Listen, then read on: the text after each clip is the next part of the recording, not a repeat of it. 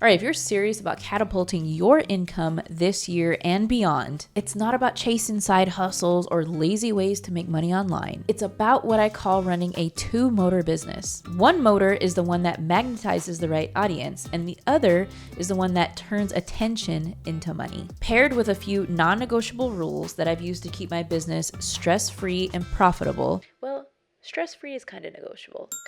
You've got the ultimate blueprint. By the end of this video, you'll know exactly how to create FU money that allows you to get to the point where you're able to travel the world, spend time with your kids, and operate a business that is super fulfilling for you. Now, if you're down, what I want you to do is comment motor in the comments and let's get going. All right, so the first thing, motor number one is that perfect buyer. If you continue to chase everyone and be like, oh, my offer, yes, it works for you. Oh, and you. Oh, and her over there. This is not going to keep your wallet full. What you want to do is truly identify who that perfect buyer is, okay? Typically, your perfect buyer is somebody that is or was where you were 2 to 3 to 5 years ago, somewhere in that range. Let me give you an example. When I had my first child, right, I had this epiphany that I wanted to completely shift my offer to that person who was just dabbling and trying to make their first dollar online and that weren't really serious, trying to get rich quick, to a business owner who had already established their first 100K to their first million and were trying to scale from there, leveraging the power of YouTube. Because what I noticed is that most business owners know they need to create an organic audience and they need to have organic traffic to power their business, not just paid ads or cold outreach, but they don't want to spend the years figuring it out like I did and my team, all right? I've split tested thousands of thumbnails. I personally have filmed over 1,000 YouTube videos, and I've learned so much between data, my own failures, and all of this and that. And so when I changed the messaging to speak to somebody who was in and around that level, that was more established in business, my income started to reflect that, and I was even able to add a higher ticket service because this group over here could afford it. And I absolutely knew how to talk to them about the burnout they were facing, the frustration with not having a good YouTube team, all of these things. So I knew exactly how to call out their problem, share my personal experience, and also use my previous clients' testimonies and how they were able to scale leveraging YouTube, because we've been able to help several business owners scale to multiple 6 figures and 7 figures and beyond with just organic traffic. And so once you get very clear and very specific on the layers of who you're targeting, this is going to raise your income naturally. Okay, so in another example, there was a niche I just saw because I am technically still post-delivery with my baby girl who's 4 months old. So I saw this brand on YouTube. It was a woman.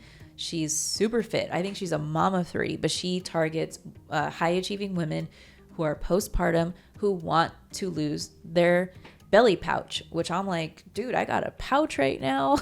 I need to lose this sucker. So I was like, oh, she is speaking to me. So naturally I started following her, and I will probably invest in her program, not gonna lie. The next motor I want to talk about is the money, the offer. So many of you are so scared right now to have a sales conversation, and it makes me sick. No, just kidding. It doesn't make me sick. I was right there where you were. Here's what I want to say. Don't be afraid to have a conversation with somebody. Literally, don't be afraid to pick up the phone and call someone and ask them like, hey, do you want to buy from me? I mean, not literally that. You want to have a proper sales conversation. But here's the thing. Some of you are so scared right now to sell through your DMs, and you need to get over it. Okay, I remember my first sales call that I had my offer back then was $6,000. On a offer, the first iteration of the offer I had. I remember that exact moment when the words came out of my mouth, like, okay, for this, and this, and we're going to do X, Y, and Z. The investment today is $6,000. Or I didn't say it. No, the investment today is $6K. And I'm like, did I just say that? And then I was just like, oh gosh, whew. But then a couple seconds later, I was like, that wasn't that bad, because you know that your offer, whether you charge $3,000 for it or $15,000, it's worth 10x that. You know that, or else you wouldn't be charging that amount, okay? And if you're not charging that amount yet, you should be. But here's what I'm saying. It's like I am so used to now, whoever follows me on Instagram, that could be a sale. Literally, this has happened where somebody has followed me on Instagram. I've said hello and hey, how are you? And I send a voice note so they know that it's me. The next day we're on a sales call. The next day I have a client. It's a win for them because we're going to freaking kill it with their YouTube channel. But I've literally had that happen before.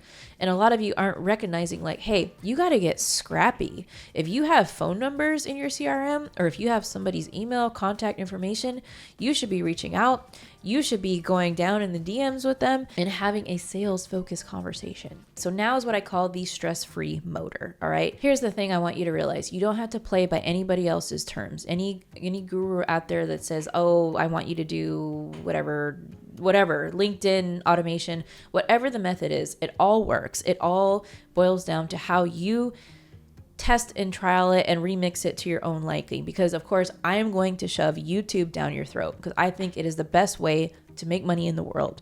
But you don't have to. You could do your own thing. You could do Instagram. You can leverage paid ads to do it. But whatever you do, make sure it's what you want to do and you do it on your terms. And also make the way that you collect payment on your terms as well. Some people want to offer sales calls, some don't. Some people want to offer payment plans, some don't. I guess the more simplistic you can make it and you stick to it, the better. Because once you start to weave in like, oh my God, that didn't work, and make up these stories about yourself like, wait, this offer hasn't sold and I've had 3 or 4 sales calls and it hasn't sold yet, so I'm going to completely shift and rebuild a funnel and blah, blah. Like, no, keep it simple. Stay on the path and just keep going, literally. All right. Because when we start to doubt like what the value we're bringing already and start to introduce all these other things just because we've put judgment and fear into the mix, and now our whole damn identity crisis has kicked in. It's like, no, just keep the path.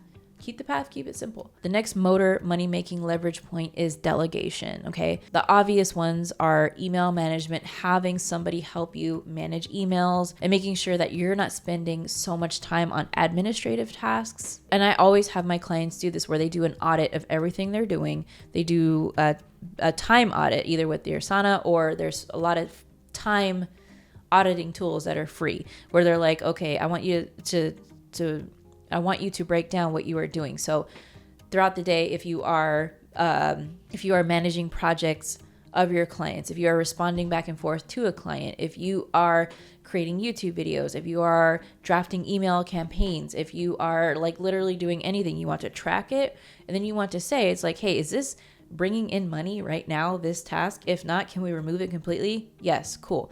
Can I outsource this task? If the answer is yes, cool. If I cannot, all right, how do I do this in a shorter time span? But basically, it is the time game, okay? Because when you say like, oh, I don't have enough time, no, you are deciding that you don't have enough time. But once you make the decision that you do have enough time, the universe and life automatically realigns to make it happen. For example, you say, I don't have enough time to make content.